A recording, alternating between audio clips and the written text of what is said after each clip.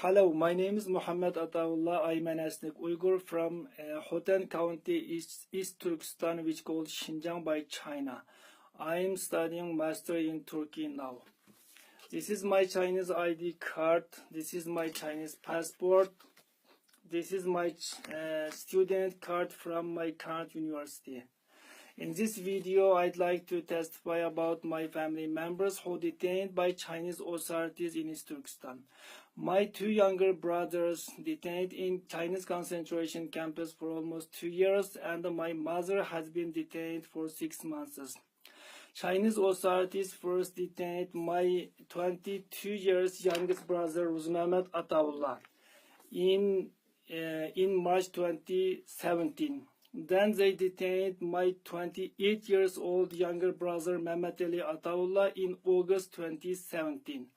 My mother Beşhan Ushur, 65 years old, was arrested by Chinese police along with more than 20 other elderly women from my village in March 2018. In August 2017, my 40 years old brother Illo Mehmet Rusun Islam was sentenced to 6 years imprisonment along with more than 60 other Uyghur people from his village. And one of my nephews was sentenced to 5 years imprisonment. This is a list includes 42 people's names. They are my relatives, friends, and those I know who detained in concentration camps or prisons. My contact with my family has been entirely cut off since May 2018. I have no any information about my family now. I demand Chinese government to immediately release my family members and other innocent people. Close all concentration camps. Inform me about my family.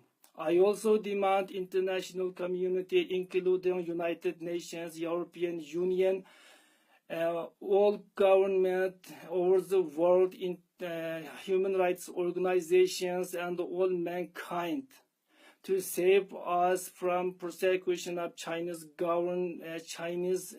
communistic regime, and please don't leave us under Chinese torture. Stand up for us.